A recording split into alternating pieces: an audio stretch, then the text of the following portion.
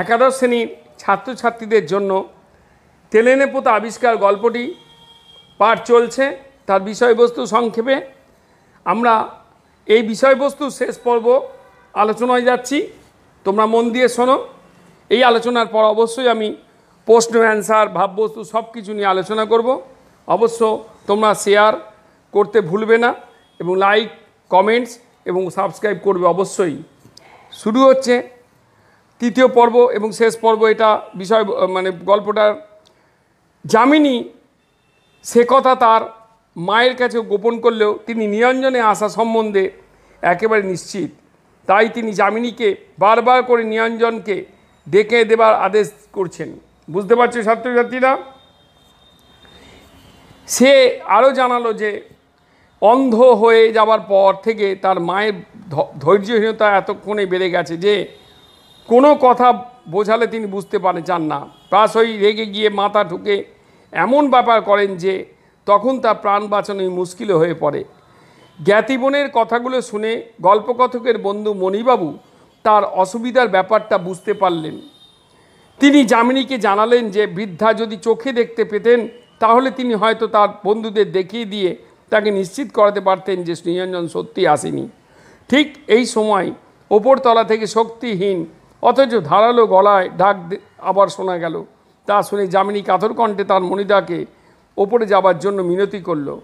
যদি মণিবাবু তার মাকে বুঝিয়ে সুঝিয়ে সংযত করতে পারেন। মণিবাবু যামিনীকে ওপরে যেতে বলে জানালেন যে তিনি যাবেন ওপরে। তারপর দরজা থেকে ঘরে ঢুকে তিনি নিজের মনেই বলতে থাকলেন যে একটা বড় জ্বালাতনে পড়েছেন তিনি। বিদ্যার হাত পা অসাড় হয়ে গেছে, চোখেও দেখতে পান না, তবুও তিনি প্রতিজ্ঞা করে বসে আছেন যে কিছুতেই মৃত্যুবরণ করবেন না। গল্পকথক এবার বিষয়টা জানতে চাইলেন বন্ধুর কাছে। মণিবাবু জানালেন যে ব্যাপারটা তেমন কিছু নয়। বৃদ্ধা তার এক দূর সম্পর্কিত বোনপো নিরঞ্জনের সঙ্গে যামিনীর সম্বন্ধ ও তাদের ছেলেবেলাতেই ঠিক করে রেখেছিল। 4 বছর আগে নিরঞ্জন এসে তাকে জানিয়ে গিয়েছিল যে বিদেশের চাকরি থেকে ফিরে এসে এই যামিনীকে বিয়ে করবে। সেই সময় থেকে বৃদ্ধা এই ঘুমন্তপুরীতে সেই আশায় বসে থাকে, দিন গুনছেন। গল্পকথক একথা শুনে তার বন্ধুকে নিরঞ্জনের বিদেশের থেকে ফিরে আসার খবর জিজ্ঞাসা করেন। বন্ধু জানান যে নিরঞ্জন বিদেশে যেহেতু যায়নি তাই তার দেশে ফিরে আসার প্রশ্নই ওঠে না। বৃদ্ধা নিতান্তই একগুঁয়ে ছিলেন বলেই তাকে সে ধোঁকা দিয়ে বিদায় নিয়েছিল। মণি এও জানালেন যে ইতিমধ্যেই নিরঞ্জন বিয়ে করে ভালোভাবেই ঘর সংসার করছে, কিন্তু এই সব অপ্রিয় সত্য কথা তাকে কেউ বলতে পারছে না। বললেও তিনি বিশ্বাস করবেন না। আর যদি সত্যি সত্যি বিশ্বাস করেন মানসিক আঘাতে তৎক্ষণাৎ মৃত্যু হবে। এরপর মণি সিঁড়ি দিয়ে ওপরে উঠতে শুরু করেন। এ সময় হঠাৎই গল্পকথক নিজে থেকে উঠে দাঁড়ান। তারপর বন্ধুকে জানান যে তিনি তার সঙ্গে যাবেন। একথা শুনে মণিবাবু অবাক হয়ে ঘুরে দাঁড়িয়ে তার দিকে প্রশ্নমুখর দৃষ্টিতে চেয়ে থাকলে তার কোনো অমত আছে কি না তা গল্পকথক জানতে চাইলেন। তার কোনো আপত্তি নেই। একথা জানিয়ে মণিবাবু অনেকখানি বিহ্বলভাবেই বন্ধুকে পথ দেখিয়ে ওপরে নিয়ে চললেন। অন্ধকার অপ্রশস্ত এবং ভাঙা সিঁড়ি দিয়ে উঠে ওপরে যে ঘরটিতে তার পৌঁছলেন সেই ঘরটি দেখে গল্পকথকের মনে হলো যে তা যেন মাটির তলায় সুড়ঙ্গ পথের কোনো জায়গা। ঘরের একমাত্র জানালা বন্ধ থাকা বাইরে অপেক্ষাকৃত আলোকিত পরিবেশ থেকে সেই প্রায় অন্ধকার ঘরে ঢুকে তারা ভেতরকার সব কিছু প্রথমেই গল্পকথকের চোখে অস্পষ্ট ঠেকল। তারপর চোখ সরে গেলে বুঝতে পারলেন যে ঘর জুড়ে থাকা একটা ভাঙা চৌকিতে ছেঁড়া কাঁথা জ্বালানো একটি রোগা কঙ্কাল সর্বস্ব মূর্তি শুয়ে রয়েছে। আর চৌকির একপাশে যামিনী পাথরের প্রতিমার মতো দাঁড়িয়ে আছে। দুই বন্ধুর পায়ের শব্দ সেই শীর্ণকায় চঞ্চল হয়ে উঠলেন এবং নিরঞ্জন এলো কিনা জিজ্ঞাসা করলেন। নিরঞ্জন এবারও আগেবারের মতো পালিয়ে যাবে কিনা তাও জিজ্ঞাসা করলেন। মণিবাবু এই সময় কিছু বলতে যাওয়ার চেষ্টা করতেই তাকে বাধা দিয়েই হঠাৎই গল্পকথক বলে বসলেন যে না, তিনি আর পালাবেন না। একথা বলার পর তিনি বুঝতে পারলেন মণিবাবু বিহ্বলতা এবং যামিনীর স্তম্ভিত বিস্ময়। গল্পকথক এ দুজনের দিকে না তাকে দৃষ্টিহীন চক্ষু গোলকদ্বয়ের দিকে রুদ্ধ নিঃশ্বাসে এক দৃষ্টিতে চেয়ে রইলেন। এরপরেই সেই মুমূর্ষু বৃদ্ধা নিরঞ্জনরূপী গল্পকথককে জানান যে তিনি জানতেন যে সে না এসে পারবে না, সেই কারণেই তিনি এই ভূতের বাড়ি পাহারা দিয়ে প্রতীক্ষার দিন গুনছেন। কথাগুলি বলার পর তিনি হাঁপাতে থাকলেন। হঠাৎই একবার যামিনীর দিকে তাকিয়ে গল্পকথকের মনে হলো যে বাইরের কাঠিন্যের মুখোশের আড়ালে তার হৃদয় যেন বিগলিত হয়ে যাচ্ছে।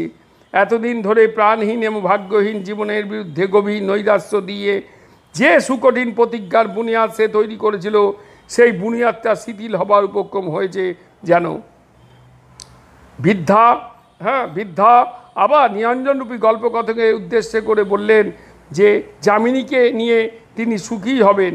যামিনী তার মেয়ে বলে তিনি বলছেন না, আসলে তার মতো মেয়ে হয় না। দুঃখ কষ্টে ও যন্ত্রণায় বৃদ্ধা হয়ে তার মাথায় ঠিক নেই। দিনরাত অসন্তোষ প্রকাশ করে মেয়েকে তিনি অনেক কষ্ট দেন, তবু কখনো যামিনী মুখে রা করে না। তেলেনে পোতার মতো শ্মশানপুরীতে যামিনী একাই একসঙ্গে নারী ও পুরুষ হয়ে সংসারের সব ঝক্কি ঝামেলা সামলান।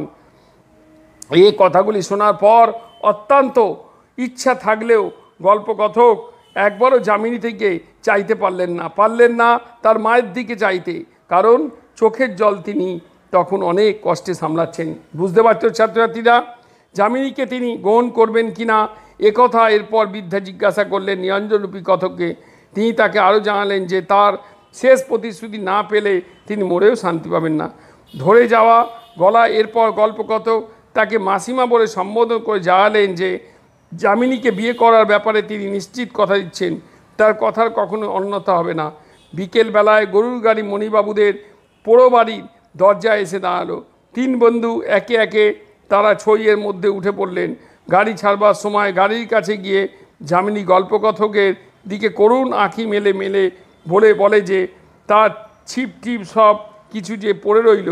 শুনে গল্পকথক হেসে বললেন যে সেসব থাকুক, একবার পারেননি বলে তেলেনে পোতায় মাছ যে তাকে বারবার ধোকা দিতে পারবে না তাও তিনি জানালেন। সে কথা শুনে যামিনী কিন্তু মুখ ফিরিয়ে নিল না। তার মুখের দিকে তাকিয়ে কথকের মনে হলো তার দু চোখের মধ্য থেকে মধুময় একটি কৃতজ্ঞতার হাসি শরতের সাদা মেঘের মতো কথকের মনকে জুড়িয়ে দিয়ে ভেসে যাচ্ছে। গরুর গাড়ি চলতে লাগলো। দীর্ঘ 150 বছর আগে তেলেনে পোতায় ম্যালেরিয়া মহামারী আকার ধারণ করেছিল এবং তার ধাক্কা এই জায়গাটাকে গতিশীল এবং জীবন্ত জগৎ থেকে বিচ্ছিন্ন এক দ্বীপে পরিণত করেছিল। এই সব তথ্য আলোচিত হচ্ছিল গল্পকথক দুজন বন্ধুর মধ্যে, কিন্তু সেই সব কথা ভালোভাবে কানে যাচ্ছিল না তিনি কেবল তার হৃদস্পন্দনের মধ্যে এই কথাটি বারবার উচ্চারিত হতে শুনলেন, ফিরে আসবো। অবশেষে কলকাতায় আলোকোজ্জ্বল এবং জনবহুল রাজপথে যখন ফিরে এলেন তারা, তখনও কিন্তু গল্পকথকের হৃদয় তেলেনে পোতার স্মৃতি ঘনিষ্ঠ নক্ষত্রের মতো ভাস্বর হয়ে অবস্থান করছে। বুঝতে পারছো ছাত্রছাত্রীরা? এরপর নানা প্রকার বাধা বিপত্তির কয়েকটা দিন কাটিয়ে দিলেন গল্পকথক। তেলেনে পোতার স্মৃতি সেই দৈনন্দিনতার কুয়াশাচ্ছন্ন হচ্ছে কিনা তিনি বুঝতে পারছেন না। অবশেষে একদিন পারিপার্শ্বিক মানসিক সমস্ত বাধাবিঘ্ন দূর করে তেলেনে পোতায় যাবার জন্য তৈরি হলেন, কিন্তু যাবার দিনেই আকস্মিক মাথার যন্ত্রণায় কাঁপানো শীতে তিনি এতটাই অসুস্থ হয়ে পড়লেন যে লেপ তোষক মুড়ি দিয়ে শুয়ে পড়তে বাধ্য হলেন। থার্মোমিটারে দিয়ে দেখা গেল যে 105 ডিগ্রি জ্বর। ম্যালেরিয়া রোগটা তিনি কোথা থেকে বাঁধিয়ে আনলেন? ডাক্তারবাবুর এই প্রশ্ন শুনতে শুনতে জ্বরের ঘরে বেহুশ হয়ে পড়লেন গল্পকথক। বহুদিন পর অসুখ থেকে সেরে উঠে অত্যন্ত দুর্বল দেহ নিয়ে কাঁপা পায়ে বাড়ির বাইরে আলো বাতাসে যখন গল্পকথক এসে বসলেন, তখন তিনি বুঝতে পারলেন যে ইতিমধ্যেই তার দেহ মনে নিজের অজান্তেই অনেক ধোয়া মোজা হয়ে গেছে। কলকাতায় ফেরার দিনটিতে যে তেলেনে পোতা তার কাছে ছিল ঘনিষ্ঠ এক ভাস্বর নক্ষত্র, তা বর্তমান পরিণত হয়েছে অস্তমিত এক তারায়। বুঝতে পারতো ছাত্রছাত্রীরা? সেই জায়গায় স্মৃতি যেন অস্পষ্ট এক স্বপ্নে পরিণত হয়েছে। তার এমনও মনে হলো যে তেলেনে পোতা বলে সত্যি কোথাও কিছু নেই। কঠোর ও গম্ভীর মুখ এবং সুদূর ও করুণ দৃষ্টির অধিকারী যে যামিনী ছিল, সেই ধ্বংসপুরীর ছায়ার মতো তাকেও তার মনে হলো কল্পনা বলে। তার কোনো এক দুর্বল মুহূর্তে অসম্ভব এক কুয়াশাচ্ছন্ন কল্পনা যেন। তাই একটিবার কিছুক্ষণের জন্য আবিষ্কৃত হয়েই তেলেনে পোতা আবার রাত্রির অতল অন্ধকারে নিমজ্জিত হলো। এই পর্যন্ত আমি বোঝালাম এই ক্লিপে।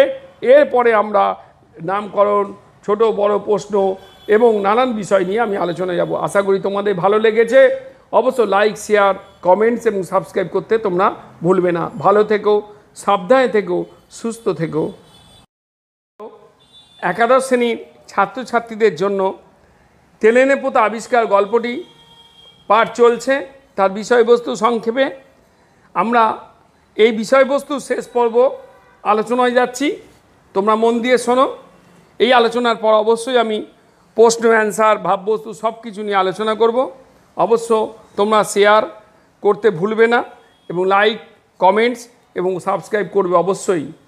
শুরু হচ্ছে তৃতীয় পর্ব এবং শেষ পর্ব। এটা বিষয় গল্পটার যামিনী সে কথা তার মায়ের কাছে গোপন করলেও তিনি নিরঞ্জনে আসা সম্বন্ধে একেবারে নিশ্চিত।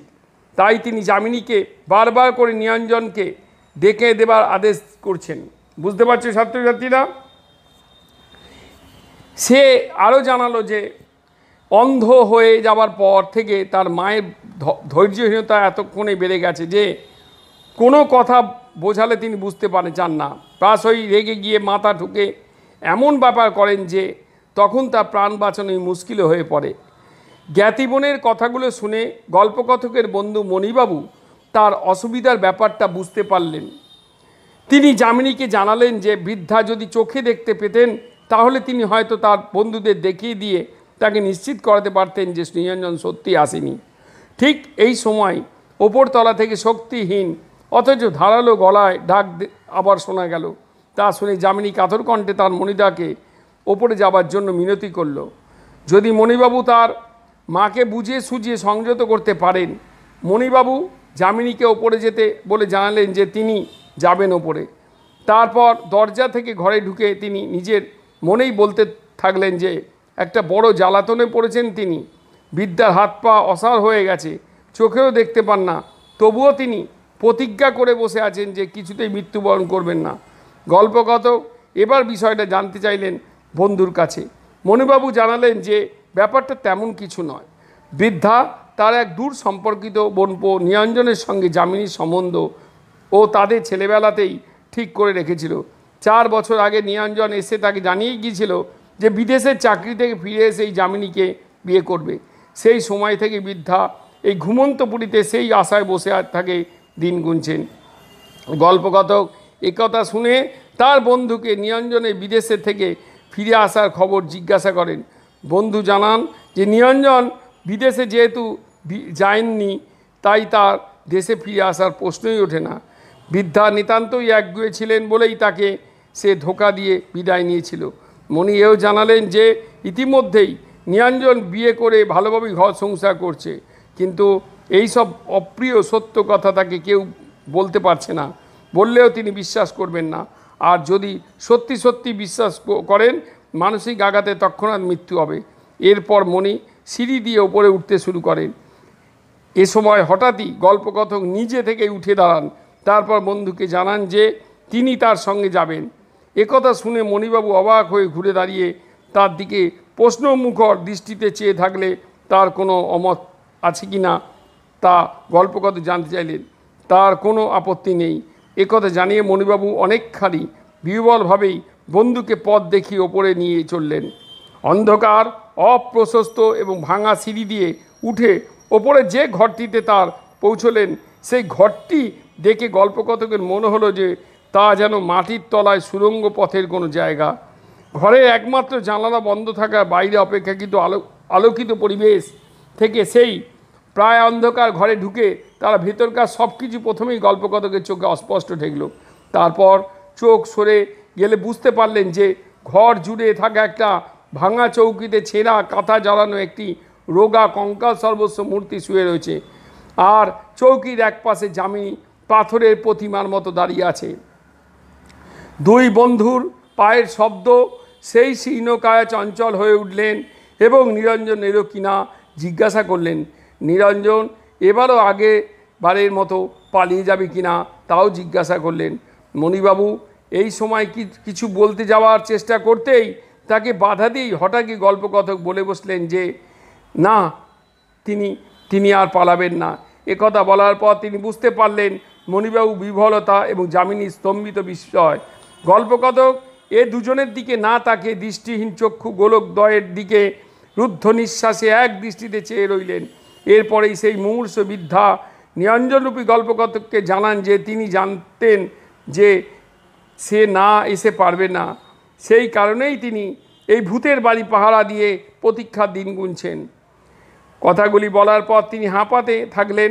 হঠাৎই একবার যামিনীর দিকে তাকিয়ে গল্পকথকের মনে হলো যে বাইরের কাঠিন্যের মুখোশের আড়ালে তার হৃদয় যেন বিগলিত হয়ে যাচ্ছে।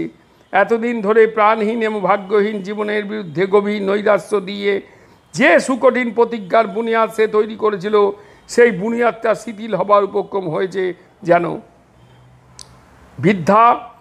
বৃদ্ধা আবার নিরঞ্জনরূপী গল্পকথকে উদ্দেশ্যে করে বললেন যে যামিনীকে নিয়ে তিনি সুখী হবেন। যামিনী তার মেয়ে বলে তিনি বলছেন না, আসলে তার মতো মেয়ে হয় না। দুঃখ কষ্টে ও যন্ত্রণায় বৃদ্ধা হয়ে তার মাথায় ঠিক নেই।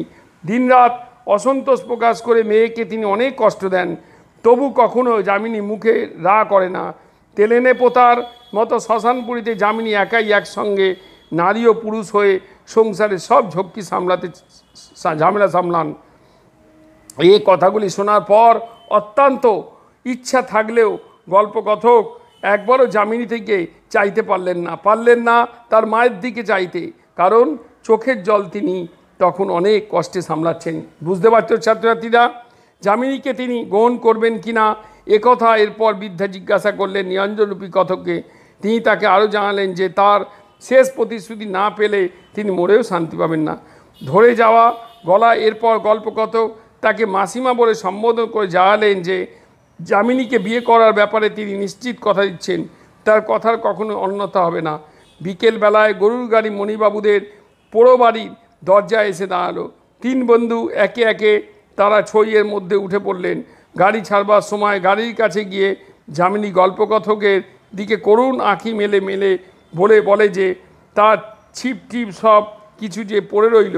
শুনে গল্পকথক হেসে বললেন যে সেসব থাকুক, একবার পারেননি বলে তেলেনে পোতায় মাছ যে তাকে বারবার ধোকা দিতে পারবে না তাও তিনি জানালেন।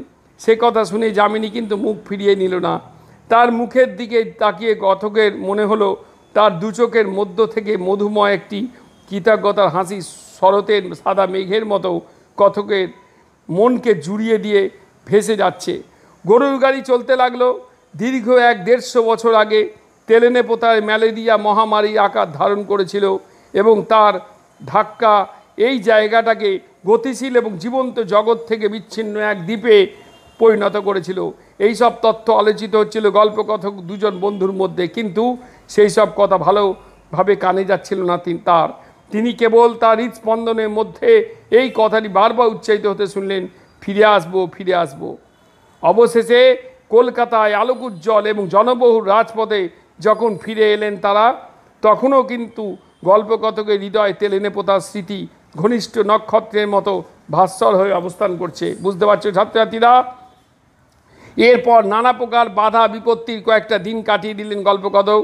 তেলেনে পোতার স্মৃতি সেই দৈনন্দিনতার কুয়াশাচ্ছন্ন হচ্ছে কিনা তিনি বুঝতে পারছেন না। অবশেষে একদিন পারিপার্শ্বিক মানসিক সমস্ত বাধাবিঘ্ন দূর করে তেলেনে পোতায় যাবার জন্য তৈরি হলেন, কিন্তু যাবার দিনেই আকস্মিক মাথার যন্ত্রণায় কাঁপানো শীতে তিনি এতটাই অসুস্থ হয়ে পড়লেন যে লেপ তোষক মুড়ি দিয়ে শুয়ে পড়তে বাধ্য হলেন। থার্মোমিটারে দিয়ে দেখা গেল যে 105 ডিগ্রি জ্বর। ম্যালেরিয়া রোগটা তিনি কোথা থেকে বাঁধিয়ে আনলেন? ডাক্তারবাবুর এই প্রশ্ন শুনতে শুনতে জ্বরের ঘরে বেহুশ হয়ে পড়লেন গল্পকথক। বহুদিন পর অসুখ থেকে সেরে উঠে অত্যন্ত দুর্বল দেহ নিয়ে কাঁপা পায়ে বাড়ির বাইরে আলো বাতাসে যখন গল্পকথক এসে বসলেন, তখন তিনি বুঝতে পারলেন যে ইতিমধ্যেই তার দেহ মনে নিজের অজান্তেই অনেক ধোয়া মোজা হয়ে গেছে। কলকাতায় ফেরার দিনটিতে যে তেলেনে পোতা তার কাছে ছিল ঘনিষ্ঠ এক ভাস্বর নক্ষত্র, তা বর্তমান পরিণত হয়েছে অস্তমিত এক তারায়। বুঝতে পারতো ছাত্রছাত্রীরা? সেই জায়গায় স্মৃতি যেন অস্পষ্ট এক স্বপ্নে পরিণত হয়েছে। তার এমনও মনে হলো যে তেলেনে পোতা বলে সত্যি কোথাও কিছু নেই। কঠোর ও গম্ভীর মুখ এবং সুদূর ও করুণ দৃষ্টির অধিকারী যে যামিনী ছিল, সেই ধ্বংসপুরীর ছায়ার মতো তাকেও তার মনে হলো কল্পনা বলে। কোনো এক দুর্বল মুহূর্তে অসম্ভব এক কুয়াশাচ্ছন্ন কল্পনা যেন। তাই একটিবার কিছুক্ষণের জন্য আবিষ্কৃত হয়েই তেলেনে পোতা আবার রাত্রি অতল অন্ধকারে নিমজ্জিত হলো। এই পর্যন্ত আমি বোঝালাম এই ক্লিপে। এরপরে আমরা নামকরণ, ছোট বড় প্রশ্ন এবং নানান বিষয় নিয়ে আমি আলোচনায় যাব। আশা করি তোমাদের ভালো লেগেছে। অবশ্য লাইক, শেয়ার, কমেন্টস এবং সাবস্ক্রাইব করতে তোমরা ভুলবে না। ভালো থেকো, সাবধানে থেকো, সুস্থ থেকো।